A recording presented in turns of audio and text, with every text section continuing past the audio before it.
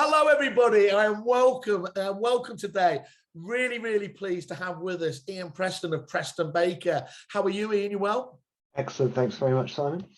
Excellent, great stuff. Right, well, we're here today. We're going to be doing two different things. I did lure you in because saying this was going to be the Success Leaves Clues series of interviews that we've started with doing, where I'm talking to some of the best agencies around the country to understand what their kind of beliefs are, their details around system, process, and everything else. But because this is kerfuffle, you're getting a bog-off deal as well. So you're one of our key influencers as well. I believe certainly over the years.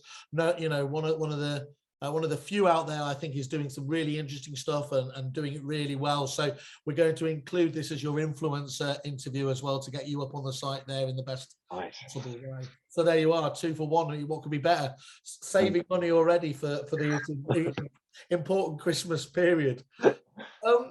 Could we just start off with, I suppose just at the very outset now, can you just give us your background and just let us know how it all started? I think Avengers don't need to tell us this, but the origin story is always, tells you about the person you are today, doesn't it?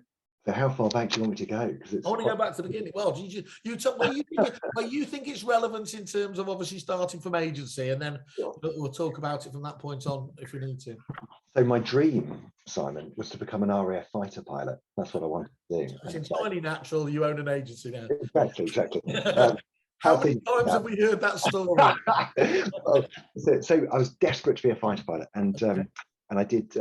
So I learned how to fly planes when I was about 14 years old, and then I got some sponsorship from the RAF to do flying lessons, and I did all of that, and then I went down for their university selection, and they told me that I'd gone short-sighted, and that was it. And it was like, so that need for 20/20 vision just that's it, complete ruled out. And so they offered me a university bursary to become a navigator, and my grandfather, who passed away last year, was a fighter pilot, which was where the sort of inspiration came from. And what he told me was that navigators were talking ballast, so he was not a navigator fan, and that was it. So the whole sort of RAF idea was just kiboshed at that point. And I decided that at that stage I went to university and completely lost my focus, completely lost my way, and just that's what university's there for, to be honest. Well, I attended the princely sum of 2 lectures in 1 year, and oh my God, I can't believe that Simon Whale has beat you on attendance.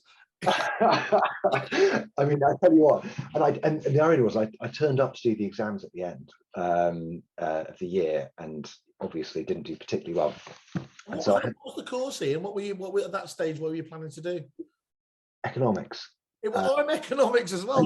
Well, there you go, imagine. So it was economics with a bit of politics in there, and so that's what I did. And anyway, so I went back home, and my sort of plans were in tatters, and it was Leeds actually.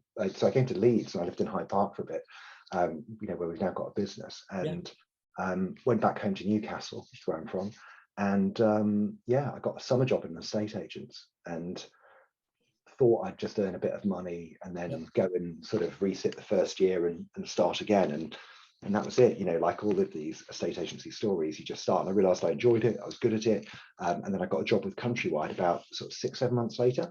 I went from working for Keith Pattinson's, for those of you who know them. So I worked for Pattinson's. Strong up in the north.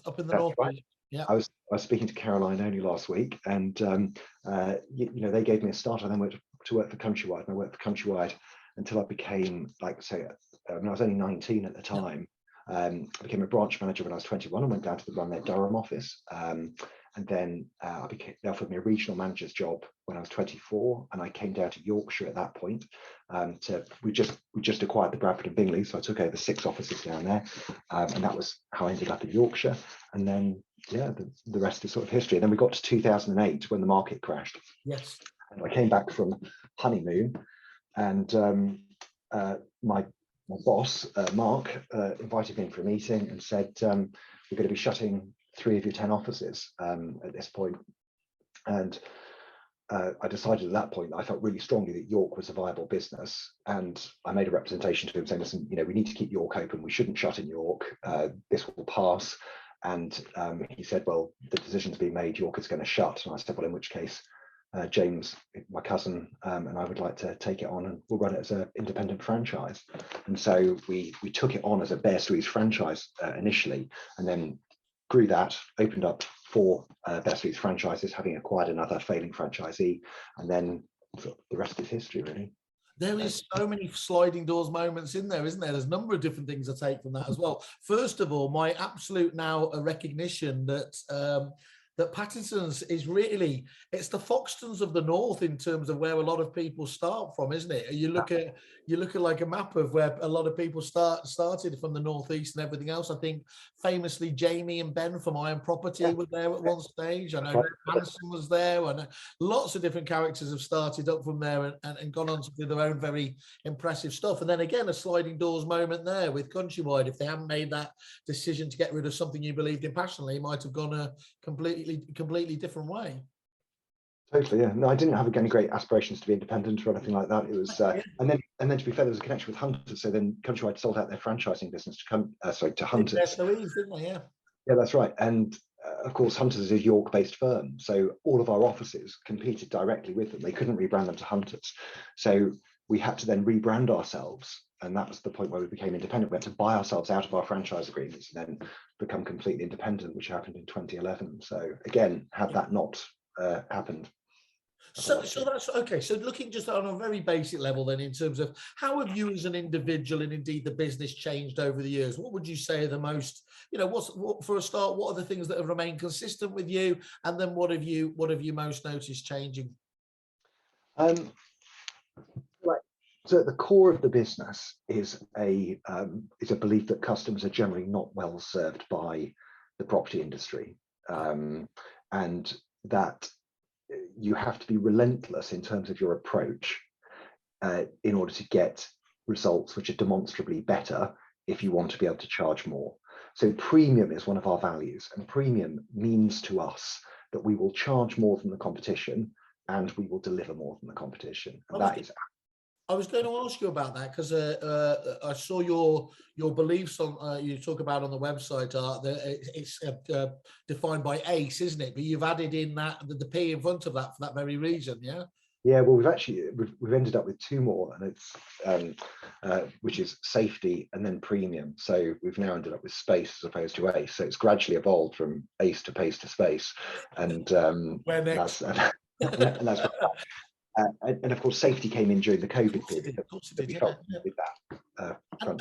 I'm interested by on 2 levels there, is because I've always made the point that it struck me, and I think it's demonstrably easy to show that the good firms are getting better and the rest are kind of probably lagging as well. But that element you just said there, that you do think you need to be demonstrably better to charge more, that I can understand that reasoning, and that's your experience very much then, is it? It has to be a clear gap to be able to justify that fee difference. Yeah, definitely, and you've got to be, and it's got to be something which resonates with the customer as well. So what I'm guilty of, one of my weaknesses, is that I'm persuaded by data and I'm persuaded by logical argument generally. And many people are emotional. Whereas of course the computer. Yeah, I think we all are actually. But if you work inside the industry, so for example, we've developed a way of bringing property to the market where we've A/B tested it now 3,500 times. We call it launch, and so half of the properties have been sold without, half of the properties have been sold with, and the properties with launch sell for 3.8% more and sell 46 days quicker, which means that there is a and it doesn't matter which market we've tried it in, whether it's good markets, bad markets, whether it's been in Doncaster or whether it's been in York, it always produces better results. And so that's an evidential thing that we go out to customers with. And the other thing is that we iterate launch all the time. Yeah. So one of the interesting things, well, interesting to me at least, is that it used to be the case that if you marketed a property for between 9 and 12 days before you allowed any viewings, that was the time frame which gained you the optimal price over asking price. Right. And now it is shorter. The time frame is now less than 7 days. And of course, that's to do with the balance between supply and demand, is that people are not prepared to wait as long as they were, because and you achieve the critical mass much earlier, and the market's moving that just that bit quicker. So and this is the other thing which I think is really important, is that just because something used to work in a particular way, you have to adapt. You can't be beholden to it, basically. I mean, if this world shows us at the moment it's the famous one, isn't it? It's adaptability, not just the strongest that can survive with that. So, I mean, have you found that the way you've changed that time period is literally just down to that A/B testing, or are you able to be predictive about it based around those supply and demand criteria that you just spoke about? How are you changing the stuff that you're doing? Because we monitor it all the time. So effectively what we try to do is using the Salesforce platform, which I know you're a fan of. We have a dashboard which is called How to Sell a House for the Best Possible Price, and every variable factor has a widget on that dashboard. So whether or not it has a Rightmove premium listing or not, does that make a difference? How long was the marketing period before you started viewings? What sort of campaign did you use via CCT? All of those data points are logged, and then there is a chart showing you, and some of them have got really strong correlations, but some of them make no difference whatsoever. And so effectively we test everything and we measure everything, and then we work out what's noise and what makes the difference. And you mentioned dashboards, widgets, some of that stuff is I'm already salivating, but I want to get to Salesforce later on as well to talk about. But I do find, because so many sales businesses, aren't they, especially sales businesses, going back to the way that people are emotive, they tend to be run by bosses that don't tend to spend that much attention to that minutiae of data there as well. Can I just ask you though, the whole launch preposition, when did that become a thing for you as a business? 2014. So I came down to an EA Masters type event in Best Estate Agent Guide. Was it Best Estate? No, which one? What was it called then? Estate Agency of the Year. Yeah, Sunday Times Estate Agent of the Year. And I remember. Come on, Ian. You won it a few times. You know what it's called. It's changed its names a few times. And we saw a guy called Matthew Hayson, Cobden. Matthew Hayson, Cobden and Hayson, yeah. I saw him, and I remember just being quite heavily influenced by his description of auctions, and I just thought, wow, okay, I totally get the psychological jeopardy which is created by seeing what you want. There's one of it, one thing you want, and you see the other people physically around you bidding for that thing. And it's the psychological jeopardy which is created, which drives the preposterously high prices. And so we thought, well, okay, let's look into how easy it would be to do an auction at a house. So at the property, you get all the people there, they look at it, they bid, contracts are exchanged. And we never really got it to a place that we were happy with, because the challenge with the modern method of auction, so the reason I haven't really got to grips with it, is because it excludes a number of prospective types of buyers. So even if you simply say people who are not prepared to commit £5,000 to the purchase, so the reservation of a property, without having got a mortgage offer, people who are not prepared to commit £5,000 because they've got a chain behind them, all of those types of customers are excluded from a modern method of auction, which means if your objective is to get the very best possible price and you remove people from the equation, you cannot get the best possible price. So question, how do you create psychological jeopardy without legal commitment, straight financial commitment? And so I'm sort of jumping ahead, but we have a product designed called Property Launch 2.0, which starts to integrate more of the aspects of modern method of auction without going all the way there.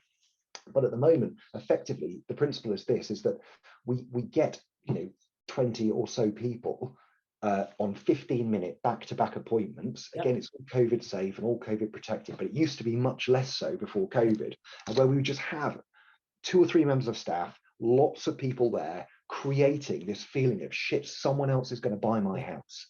So it's like in Australia when it's the open houses there, but they tend to just leave them open for a long period of time. You've done it in much more condensed fashion to get that marketing, that competitive ethos going. That's really interesting. And And do you limit it? What happens? I mean, the question would come back: do you only do it on certain properties that merit it, or, for example, it would work against you if you didn't have enough people attending that, wouldn't it? So how do you manage that if there's not enough interest? So I've sold property with one viewing at a property launch for in excess of the asking price, because the reality is the consumer doesn't know. Because effectively you rock up for your 11:15 a.m. appointment, and okay, maybe there isn't someone there before and there isn't someone after, there's no overlap.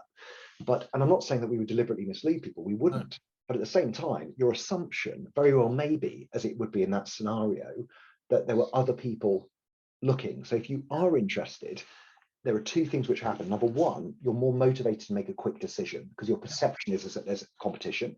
And secondly, you're prepared to try and go for your killer knockout blow straight away.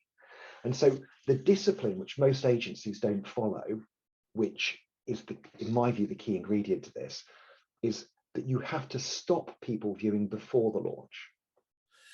So that's really interesting. So there's competition on the one hand, but I'm guessing as well, the fact that they believe there's a process means that that's going to walk them into it as well, doesn't there? That this is a formal part of the process. That's it. So you inquire digitally, or via the telephone about the property which has been a Rightmove. It's advertised on the description. The first of, the event starts at 10 a.m. on Saturday. They want to view on Thursday, and you have to have the discipline to say, we'd love to get you in on Thursday. Unfortunately, the seller has decided that the first available opportunity for the property is 10:15. So I can show you either at 10:15 or 11:30, which time's going to suit you best. They go, well, I can't do Saturday. We've got kids' football. Okay, no problems. We can do after that. So you can go after everyone else has seen it. You can't go before. You can't go before. Yeah, that makes sense. And it's the discipline to actually almost turn someone away, as it were. Now, in today's market, it probably doesn't matter as much as it did, 3 or 4 years ago, when the balance between supply and demand wasn't so much in the seller's favor. But and I guess from your point of view, of course, that's quite difficult sometimes to explain, or some vendors will get quite, what do you mean you're going to send people away or potentially not get them round? But where you're able to come back, given that you've got all the data to back it up, is you can say, look, we know that this process works. We get X, Y, Z% over the asking price normally, but you do have to remain consistent with us. Otherwise, we're not the right agency for you. Would that be fair to say? That's it. If you want someone who's just going to pop it on Rightmove, because this is the key thing. Think about it. When you're dealing with a highly, highly popular product, what is the criteria of who buys the house? Like, is it the best buyer in the marketplace, or is it the first buyer in the marketplace? Effectively, most agents sell to the first person who's prepared to offer them the asking price. And it's basic, and that's the criteria. Whereas the reason that launch gets more interest for people, the reason it gets a higher price for people, is because you access a marketing window which attracts the whole market at that point in time, and then the seller gets to choose the person who's got the right timescale, the right position, and the right price. And those are the three factors they can then choose from. We also use it for lettings, and so and now on average we get 104% of rent. And it's not just for the landlord about how much they're prepared to offer in rent. It's also about choice of tenant profile. Yeah, cool. Getting the right one there. Yeah, okay. So I was just thinking, why is Ian telling me this secret sauce to the business? But it's it's not like your competitors won't be very aware of this going on. Would I be right in guessing though that you feel quite confident, because actually there's very few businesses that will have the discipline to actually hold back? Totally, yeah. So basically, two things happened when we started with launch in 2014. The first thing was, everyone rubbished it, and they said, this is stupid, you shouldn't do this way. Then everyone mimicked it, and they said, well, what, they're going to charge you £4,000 to sell your house, we'll do it for 2,000 and we'll do the launch. And of course, and effectively what they talk about was an open house. And again, people might think I'm splitting hairs, but it's the discipline of the process. And of course, there's also 6 or 7 other things which we do in the build up to that launch to drive that level of interest in terms of marketing. And in my judgment, we have the most aggressive marketing campaign. And the other thing is, if you're not prepared to charge a premium fee, I know you cannot afford to deliver an effective Yeah, product. so that classic, what you've just gone through there is the classic British approach to almost like the sales cycle, isn't it, of when new things are introduced. But the wonderful thing there is that actually, you know, you can't deliver, what's the old famous, you can't deliver something fast and cheap and everything else. And you're able to say is, look, we know that for that model to work, it has to have a premium, as you said at the beginning, a premium service, and that simply can't be done on the never, never, as it were. No. And Okay, cool. So so it works. It's It's fascinating. No, I'm absolutely fascinated by it. And we'll come back to, as I said, a few of those aspects later on. But just going back to that element to, you know, to date, and as I said, now this business has been going. We mentioned the Sunday Times there. You had the top performing office as well at the new iteration of that, EA Masters, as well as a lot of other branches, obviously recognised in there. Is it those things that you appreciate the most, or what's your proudest achievement to date in terms of where you are as a business now? I don't know. I'm genuinely very lucky to work with an awesome team of people, and the thing which gets me out of bed in the morning, and you know, which motivates me to keep going with what we do, is I enjoy innovating. So I enjoy, you know, I'm a neophile. So it's one of my weaknesses, of course, as well, is that, you know, it's making sure that I'm really consistent on the basics. I don't lose sight of that. That's why the values are so important, because the values tell me what's important. The values tell me about my mistakes. They tell me. I was going to jump in here, and I was going to ask you kind of also to say what's your biggest mistake as well. And I'm guessing you and we're very different characters. I think you'll be relieved to hear. But one thing I would guess is that when we come home from some of these events, or a Peter Knight Academy group or something like that, you know, the staff will roll their eyes as to what the next idea is going to be, isn't it? And we haven't even finished implementing the last one. Is that something you have experienced yourself?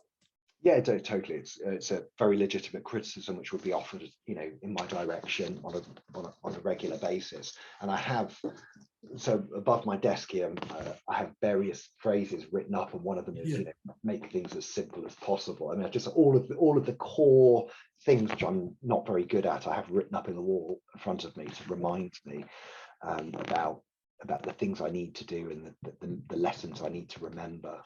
You couldn't just take a photo and forward that on to me, because it's a lot of those would really help. So big mistakes. So I probably 2017, I decided that I would do a sort of a low cost version of our service, whereby there was one operator. They did everything from cradle to grave. They'd go into new marketplaces, and we would, you know, it was shit. And was that the need? Was that coming from that kind of, Steve Jobs would have said, if you don't cannibalize your own marketplace, somebody else will? You thought that was the way to kind of take advantage to grow? I thought it looked like a really neat opportunity to grow. I thought that we could go into marketplaces which were taking a long time to get into, to broaden our coverage, and I felt like people would, by that time, 2017, would accept a non-branch based model in their area. And all of those things, to a certain extent, are true. And you know, we can talk about branches in a bit. I've just closed 2 offices in the last week, so I'm very happy to chat about that and our thinking. But you know, it was poorly executed, and fundamentally I forgot, because I didn't have it written down at that point, the principle of premium. Every time I've ever made a great call, it's been when I have said, do you know what, we deliver outstanding services, outstanding people, so we're going to pay good money to get great people, and we're going to charge accordingly. We're not going to say, okay, well, what we'll do is we'll offer what we normally offer, but we'll take a few things out and do a slightly shitter version of what we do. Every time I've gone anywhere near that direction, it has ended in tears, and it's the reason I have the value of premium. Like that again is incredibly interesting. Do you think the failure comes from yourself in probably not having the belief, the true belief in delivering, you know, that model, as you said, premium comes from? Or do you think there's just that real challenge with a segmented offering, whereby the public will all, even as clearly as you try to make it, they will always want to try and take the top price service at the bottom price, and it becomes quite muddy in terms of that, and that, you know, that differential.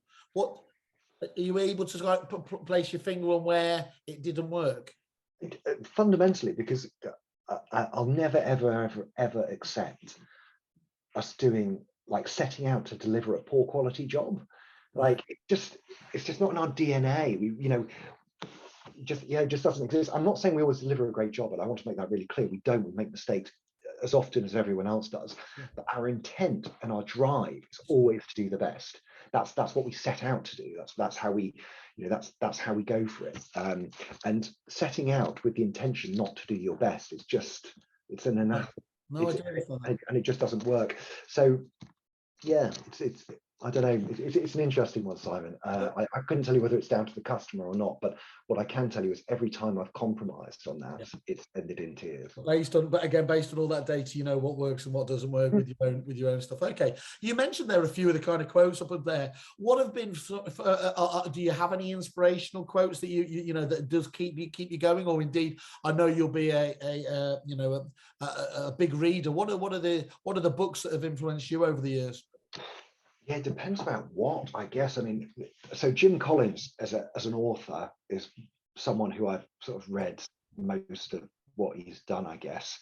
And a lot of the thing I really like about Jim Collins is all of his stuff is research and evidence based. So he's got his team of researchers, and whether it's Good to Great, Great by Choice, Built to Last, Beyond Entrepreneurship 2.0, all of those books, for me, I can get, like, so for example, and I forget which one it was now. It's the one about companies which sort of live above, which survive above the death zone. I think it might be Great by Choice.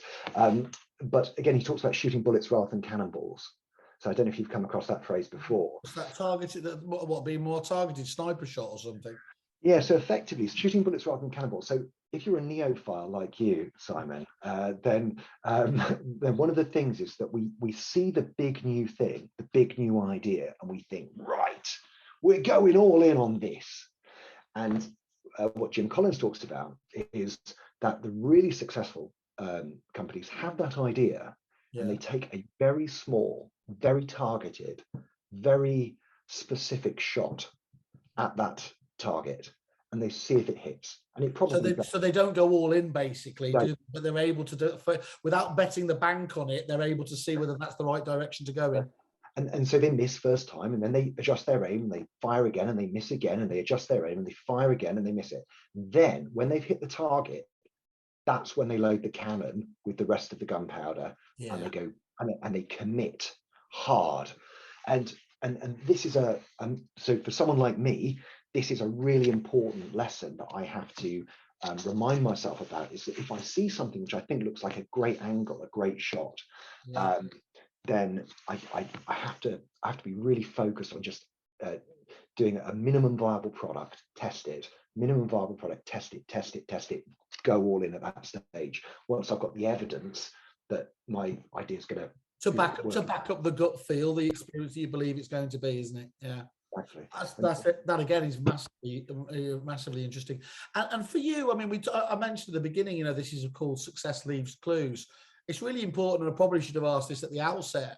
What does success look like to you? What is important to you in terms of, you know, how you run your business and your life?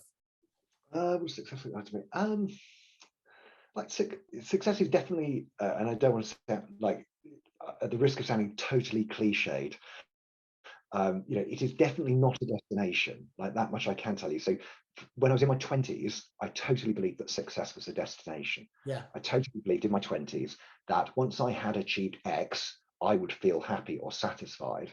I never, ever, ever, ever am satisfied, ever. Like, I've learned that about myself. That's okay. Like, I'm quite relaxed about that now. I'm not seeking to try and satisfy myself. I'm seeking to try and stimulate my curiosity about life and do the very best that I can. And that's it. You know, for me, it's about fulfilling potential. That's the key. And going right back to my early days when I bombed out of university, one of the things, so two things happened to me in my early 20s. One is from being someone who was generally thought of as having reasonable levels of ability. Do you know what I mean? I'm not trying to blow my own trumpet, but I was academically, I was reasonably switched on and all the rest of it. And people thought I would go and do stuff. That whole period was like a massive setback, like a huge setback. And everyone was like, oh, fucking hell, he's like completely screwed this up, hasn't he? And that left a chip on my shoulder through my 20s, which I was desperate to get back on track. And I was totally relentless in terms of my pursuit of anything and everything. And also I had a baby when I was 21 years old, which was, you know, a massive gift, but totally unplanned. Not from someone who was my girlfriend. It was just, you know, I met this young lady on a bus, and you know, I bumped into her a month later, and she told me she was pregnant, and it was like, not on the same bus, I take it. That would have been. She'd just come off it, and yeah, so. You know, so I had a son from being 20 years old, and so again, that like properly, that framed a huge amount. That must give you a tremendous amount of the need to focus, though, doesn't it? Because it obviously acts as a. I mean, believe it or not, I did vaguely grow up when I had my own ones, albeit much later on in terms of there. So did that learn you to really teach you to understand what was important at the right time? Yeah, definitely. It certainly helped keep me super focused on, you know, not wasting time and not mucking around, you know, which again sort of drove me on that early career path. And you know, I have 6 children in total now, so you know, they certainly keep you honest in terms of you know, in terms of your lifestyle. And then as you probably know, I do my triathlon and stuff as well. So I have. That's where you keep saying success isn't a destination. You seem like Tom Hanks. You just keep going. Well, it's a funny thing. Like Claire, my wife, often asks me, why are you doing the triathlon? I say, well, you know, it's only a race against yourself.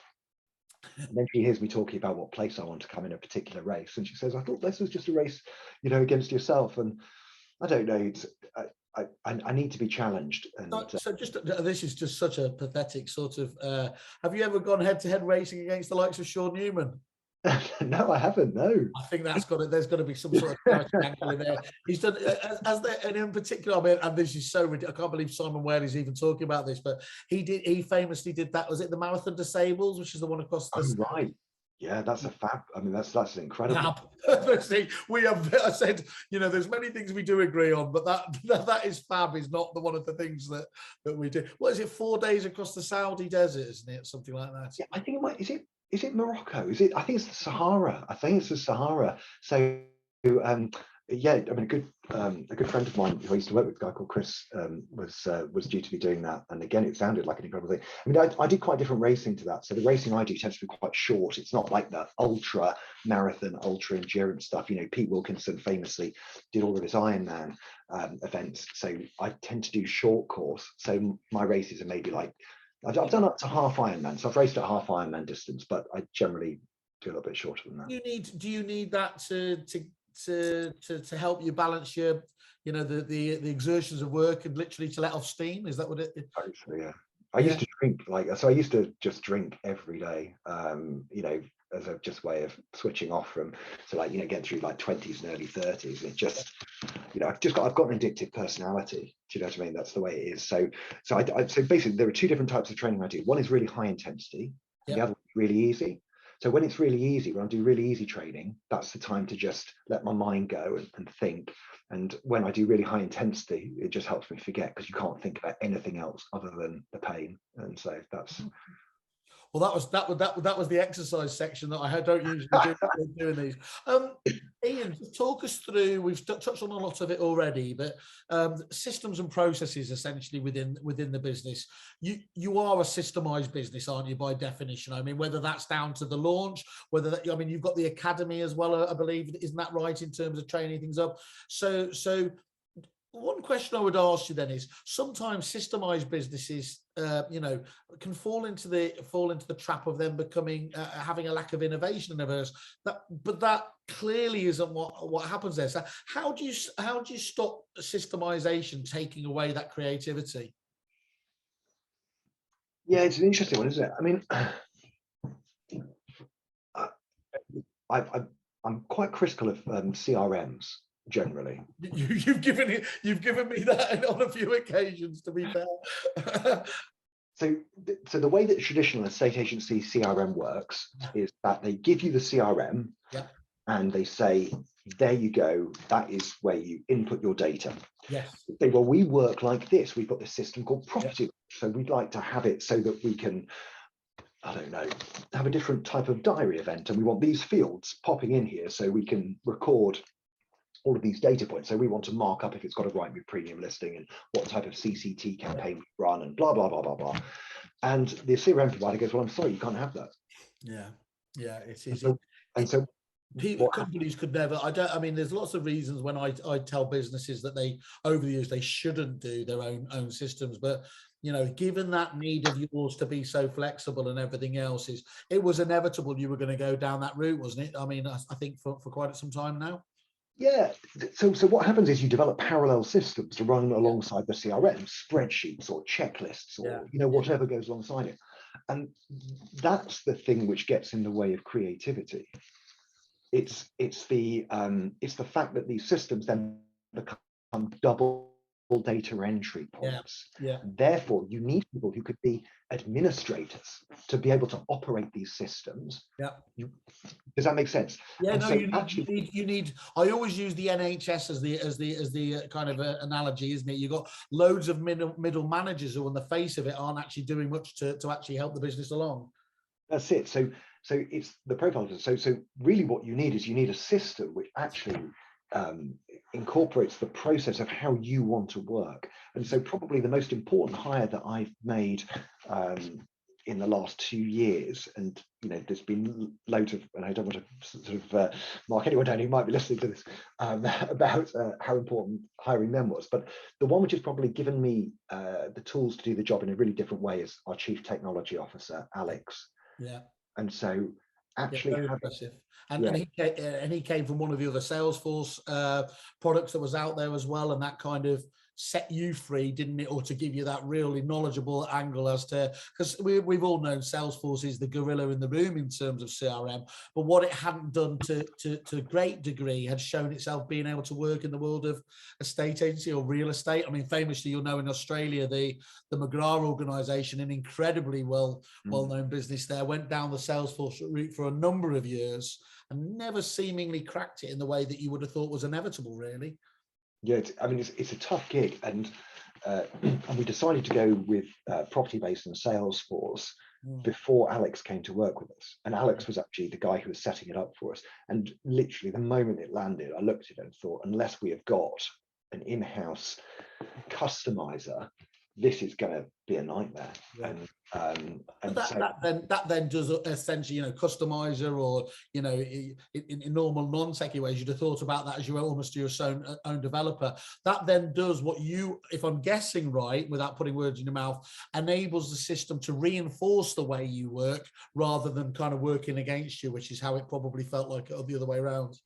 100%. And so therefore coming back to your original sort of pointed question, which is about, technology getting in the way of innovation, or systems getting in the way of creativity, is that it's all one in the same thing. So effectively what happens is at every level of the organization, we use Slack. So there are ideas and a combination between Slack and Trello. So effectively, Fred comes up with an idea. Fred could be a manager. Fred could be a guy using the system on a day-to-day basis. Fred drops that into the Slack channel, which is about tech issues or tech ideas. A Trello card then gets spun up for that issue, and it gets specced out as to how many, we would call them story points, but how many units of time it would take for that job to be done. And then the manager orders the Trello board in the order of importance versus the time taken, so that then we've got a completely live dev queue of stuff which we want to get done, which can be controlled by the owner of that particular part of the business, but everyone can feed into in terms of ideas. And you do encourage that, because sometimes, some people I would know over the years would have recoiled in horror, almost the liberalization of that development queue there. They're going to ask for nonsense and everything else. But do you think that's just as important to get those points out in public and then explain why you're not doing it if it's not relevant? Yeah, totally. And just the thing is that I've got a good working knowledge of the system, but I don't use it every day. And when I'm well organized and I spend good quality time at the front end of the business, I just, I'll sit with the academy and I'll just watch them do the job, and I'll get them to talk me through why they're doing it that way, because very often it's not the way I imagine they would do it. And then you'll just quickly find that actually the system isn't working the way that you envisaged it would be working, and actually they're having to find workarounds and stuff. So the guys who know how the system's working, especially if you're building it yourself, are the guys on the front end. So the idea that comes back down to that point you said at the beginning, though, that adaptability. You've got to have that belief that you should change the system based if it's not working in the right way. Totally, yeah, that's it. And we've got, the dev queue is just mental. And so we've got a developer over in India, we've got a development team in Ukraine, we've got Alex, and we've got an internal resource, all of whom are working to... Okay, well, let me ask you the obvious one then again then. So based on all that Amy said, if you could go back in time, would you still make the same, because there's lots of new CRMs coming along that, dare I say it, have a more open view than some of the traditional ones, even though those traditional ones now are opening themselves up. But based, if you knew what systems were coming down the line, the likes of the streets and people like that, would you still make that same decision to go down the route and write it yourself? Yeah, I would. Street is phenomenal, and Heather is brilliant, and I think that what they're doing is going to, be the best in the market by a country mile. But they're not going to. They are not going to do what Preston Baker does.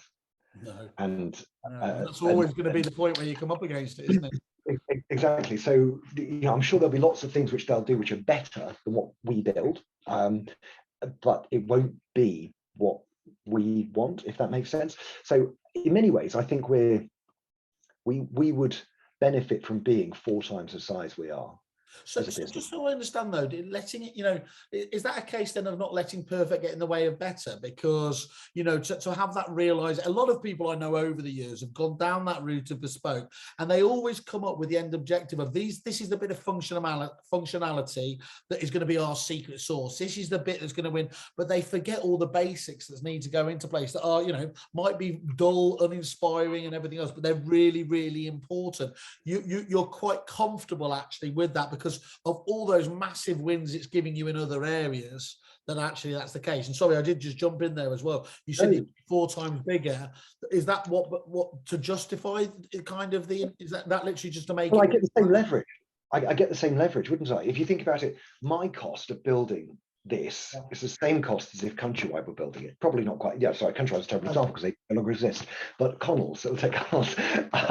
It would be the same. It's so the bigger you are, like I don't understand why bigger agencies than us aren't investing a huge amount more in customizing their tech. Now, something like Street or Salesforce. And the thing to bear in mind is that a lot of that core functionality is built in the app called Property Base. So like it uploads to websites and blah, blah, blah, all that sort of stuff. Yeah. That's all taken care of. What we're doing. So let them worry about the basics. Let them worry about the yes. Okay, that does make sense. And then we build on top. So for example, in terms of appointment booking, we were partnering with Calendly. Yeah. So it's not like you have to build everything from scratch. And equally, I think there would be partnerships that we could have with Street if both Heather and I wanted to, whereby again we could plug into aspects of their functionality. So this is that APIization, not that is a word, is so exciting, isn't it? Now as things do become uncoupled, because whereas you remember in the days of your Solixes, your Vibras, and it going down the routes and then being acquired, it looked like a bit like actually Countrywide. They were just getting bigger and bigger, 1,300 offices. This is the only way forwards is to have one system to rule them all. And actually, over a very short period of time, with our friends at Apple as well showing us the App Store and everything else, everything has changed, doesn't it? And now you've got things like the depository that can fit into the end of tenancy stage, can't they? And as long as it integrates, can do that fantastically well. That's right. So, for example, our lettings proposition is going to be a partnership between Salesforce, Fixflow, and Agent Pay. Wow. So we're not going to rebuild a lettings product. Yeah. Instead, we're just plugging into the 2 best lettings products, but then all of the how does the system work, like property launch, well, that's all handled in Salesforce. And so, good Lord, we also use Good Lord. So you've got Good Lord, you've got Fixed Flow, and you've got Agent Pay as our three-pronged attack to lettings. Whereas what Street are having to do, and again, no criticism, is they're having to build that. Yeah, and that's the route they go.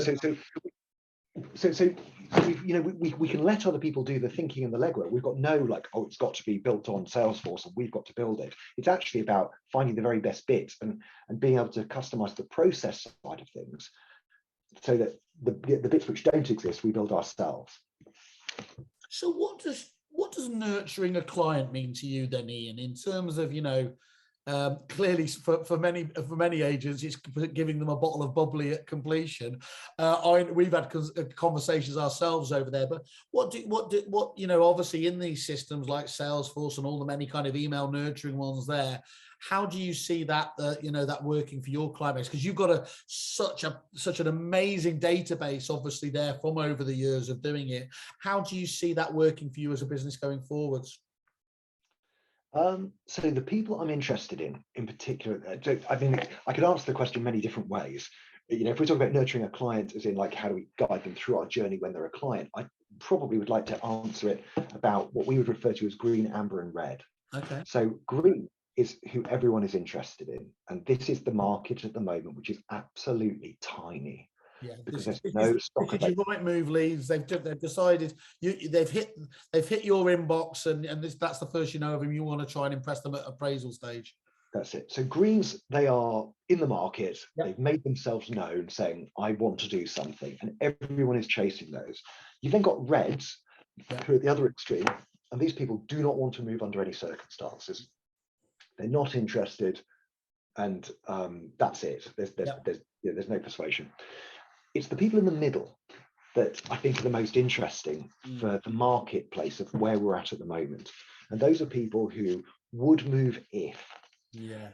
And we just launched a new product last week, actually, which is all around allowing those customers to start looking for property which is not yet on the market.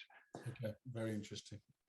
And that, for me, is the future of the business. So if you think about what Rightmove did to us in the nicest possible sense, or what we did to ourselves via Rightmove, is probably a fairer description. Yeah.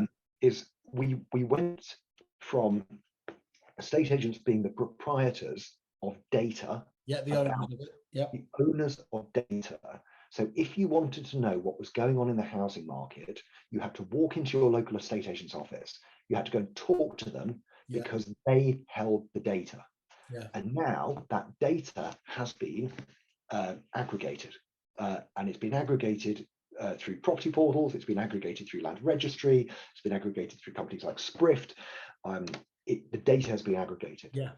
So in many ways, as an estate agent, we have no unique commodity anymore. The dark arts of knowing about property and it all being up here and wherever else are out there. Yeah. So certainly from a data point of view. So, but a good local agent does have a piece of data that that no one else has, and they know because people move through this green phase like really readily, and sometimes they go in and sometimes they come out. You have more data about who owns property in your area with contact details than you might realize.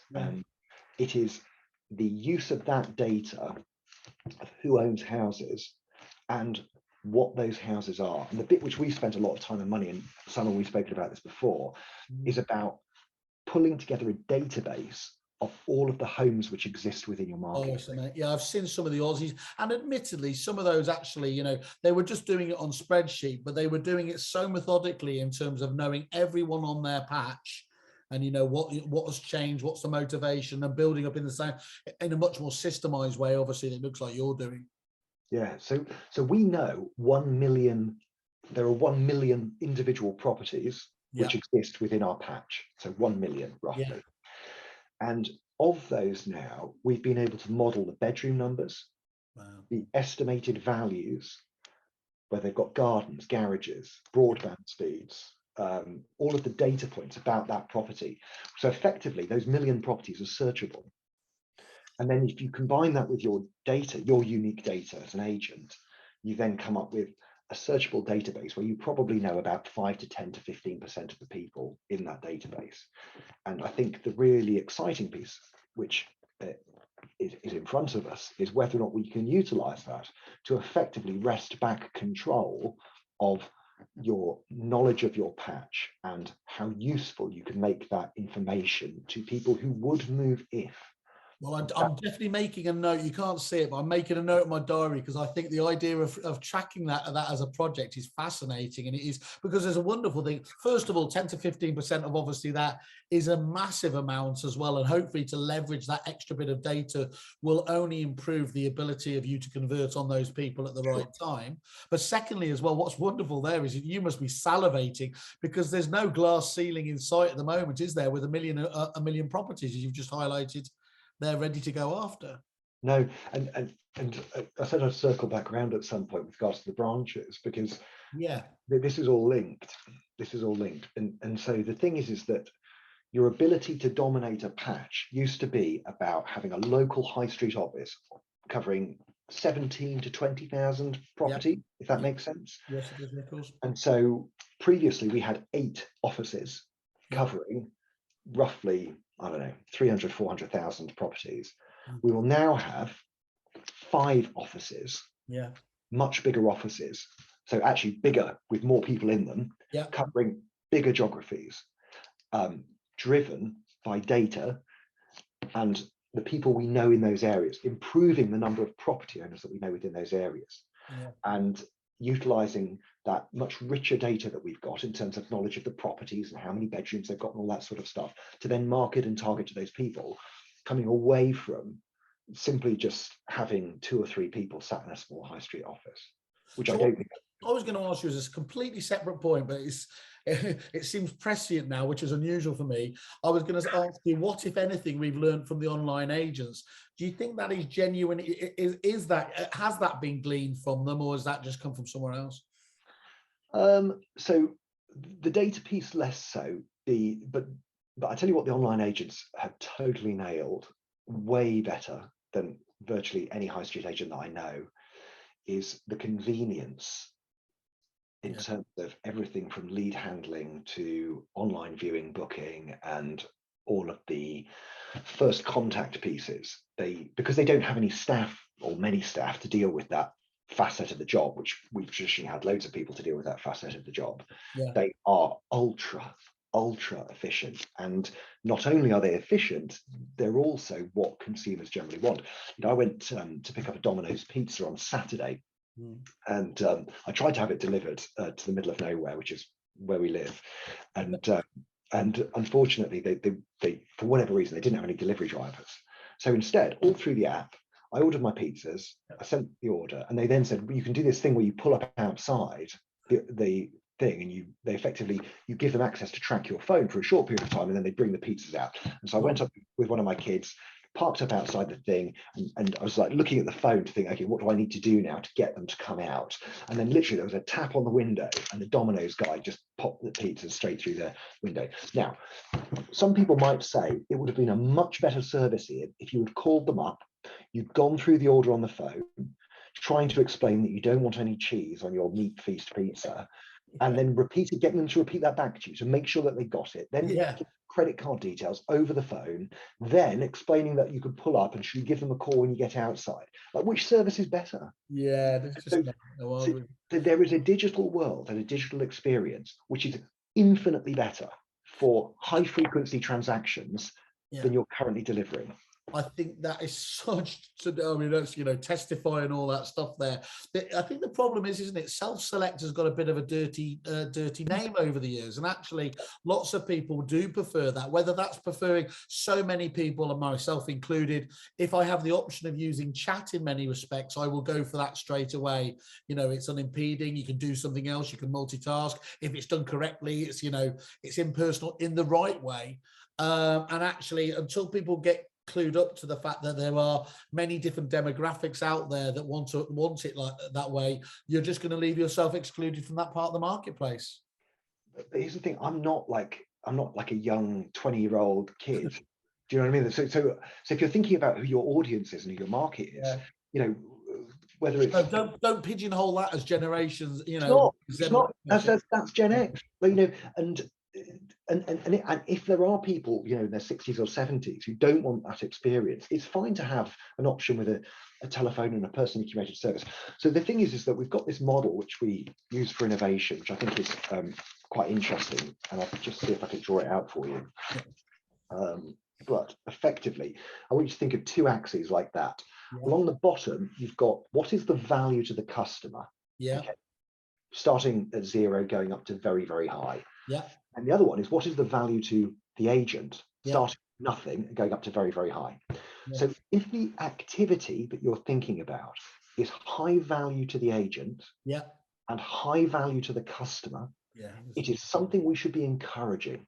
It's something we should be spending lots of time on. High touch, premium service. Okay. If it is high value to the customer, but low value to the agent, then it's something we need to be thinking about automating. If it's something which is low value to the customer and low value to the agent, we should eliminate it.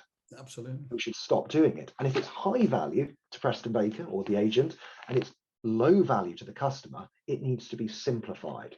So if you think about it, there's 4 boxes there. There's encourage and eliminate. There's automate and simplify. And Alex was the person who introduced me to this model. But I think it's a wonderful way of when you're going through, thinking about your business, thinking about what you should be making sure lots of happens in your business. Because again, you talk about it being like a dirty word, self-service. The issue here is that people think that this is about a reduction of service. It's not. It is not about reduction. It's about an improvement in your service in many instances. But also you can do it more efficiently. And anyway, sorry, I could. No, I think that in itself. Look, I mean, as the only person I know operates at a greater speed than myself, albeit with a lot of detail, is your good self. And there's so much, but that in itself is absolute gold dust. As an exercise, as you said, that quadrant style approach is just absolutely fantastic. And as I said, is when you've got 1,000,001 different things challenging your business as a way of prioritizing is wonderful, isn't it?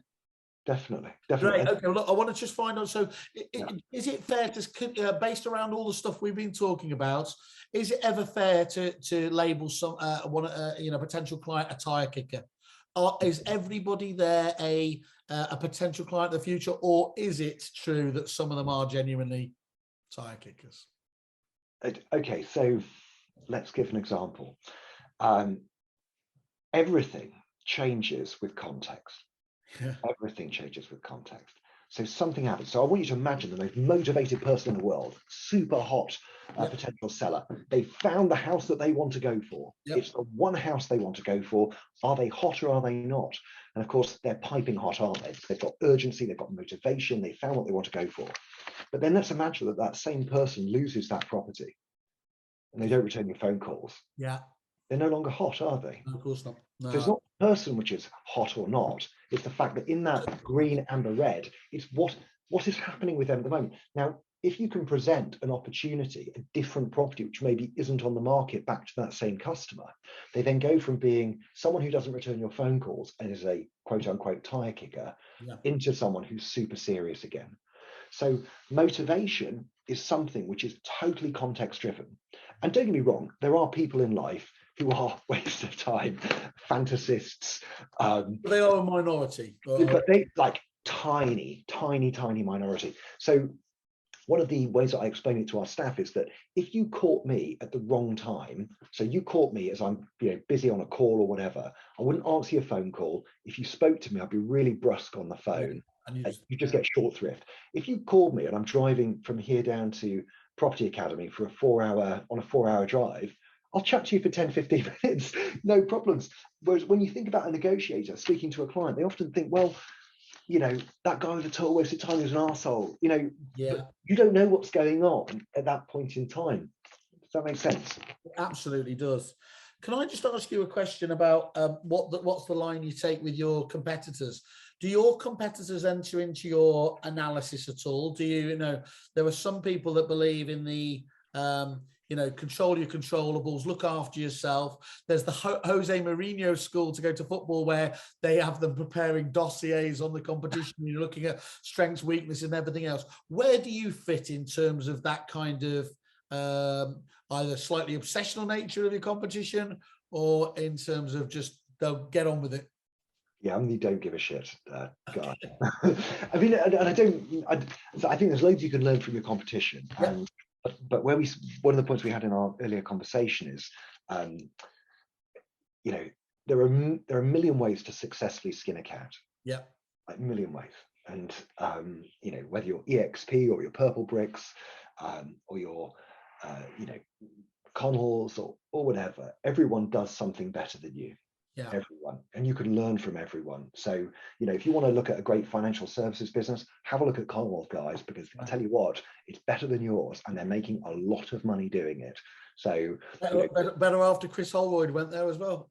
Absolutely, yes, big step up for both of them. Yeah.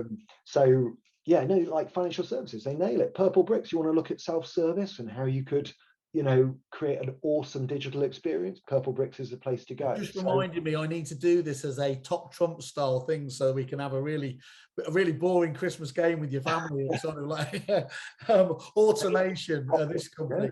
Can I just ask you, I mean, bearing on what you just said there in terms of, you know, as well, going and looking at the more hub model or whatever else, you know, a lot of the time we're constrained by where we are as businesses now. But if you were to set up tomorrow, how would you be restructuring the business? What would it look like to you?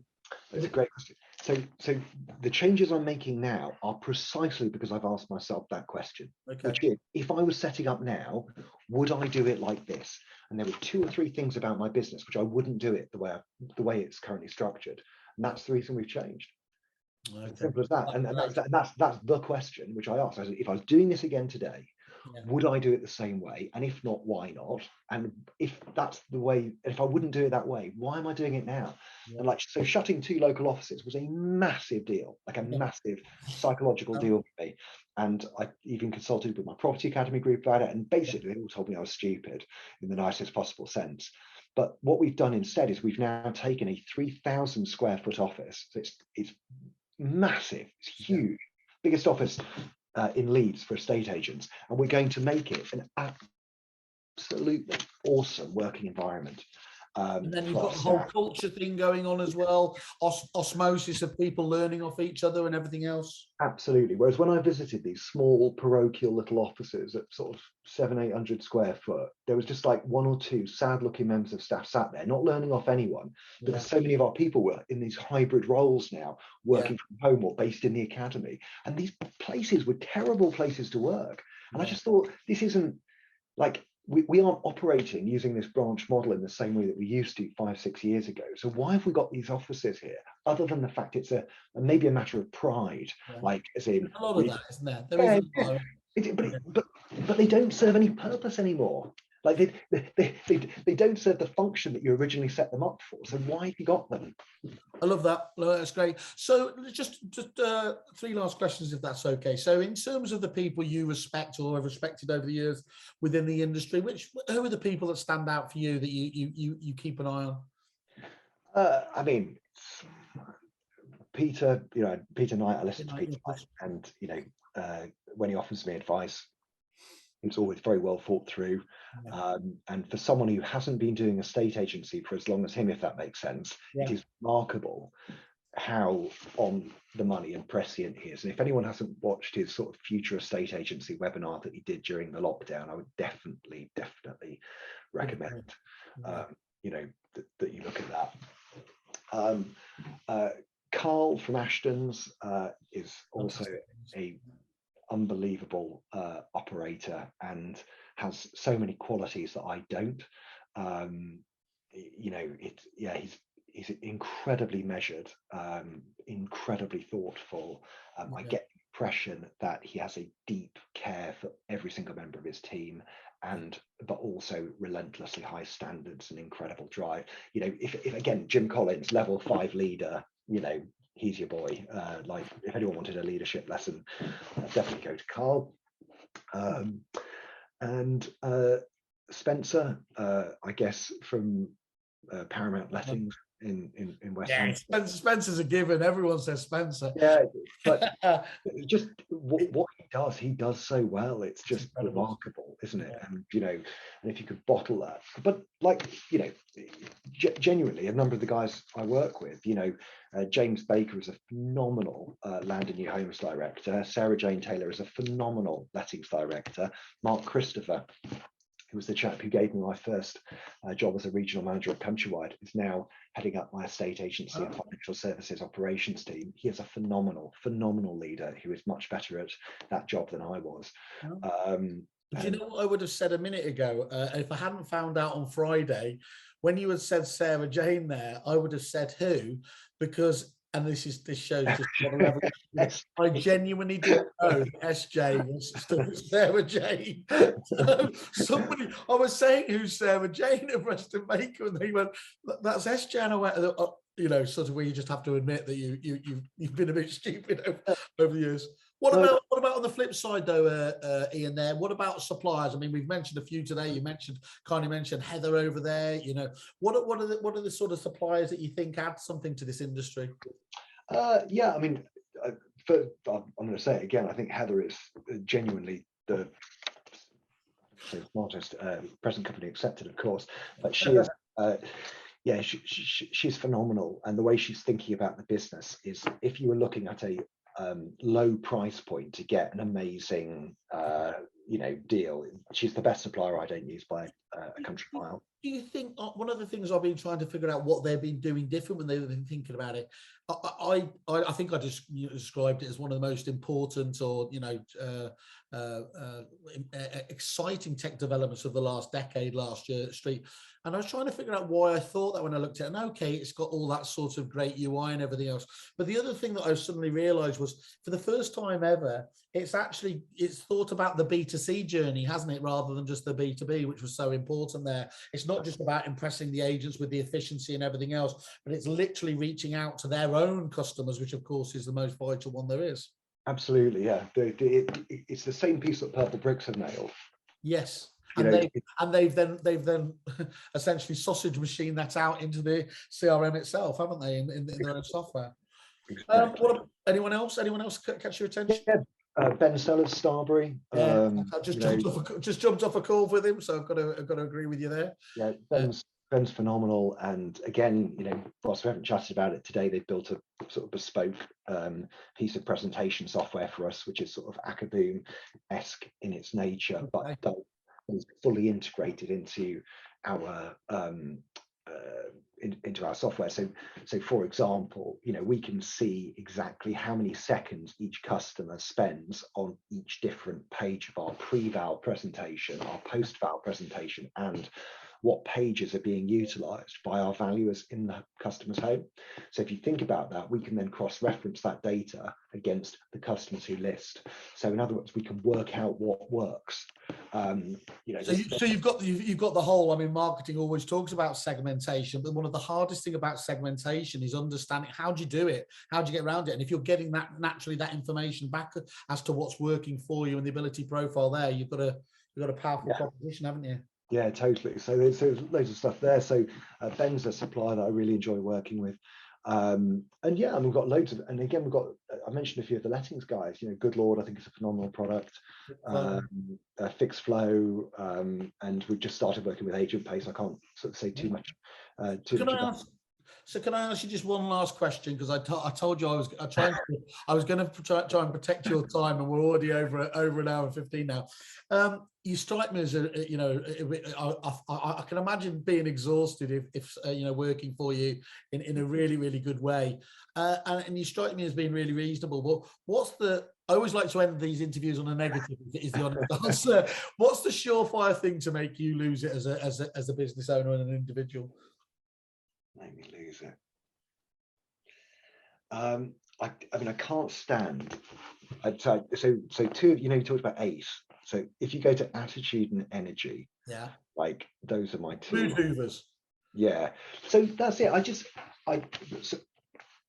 So I don't want yes people around me. Yeah. So I do not want people who just say, oh, that's great, Ian. Yeah, you know, great idea. Yeah, brilliant. You know, fantastic. That doesn't help me. It doesn't move the argument forward. I want people who challenge, but I want people who challenge constructively. And so, in other words, if you don't think that's the way to go, Explain yeah, hit me with the idea, the alternate, you know, and let's then debate those issues. So if I've got someone in the room who every time, you know, we talk about a new idea, it's like, well, it's not going to work because, it's like, okay, it's not going to work because, great, let's debate and attack that. Now talk to me about what you would do to solve that particular problem. And that's really important to me. And then the only ones that are worse than that, though, are the ones that only after the event say, I told you it was going to work. Right. And you can never nail them down to make an opinion, can you, before? By the way, you did miss it. When you said the only thing you can't stand is yes people, you missed me instantly saying yes. Straight which I thought was good. I shouldn't really have drawn attention to there, but that's mirroring, so I can't help myself. But you know what it is? I believe in like a meritocracy of ideas. Okay. So the best idea has to work. So one of the books, again, which you might be interested in, is Principles by Ray Dalio. And I know it, but I haven't read it. I know a lot of people say it. So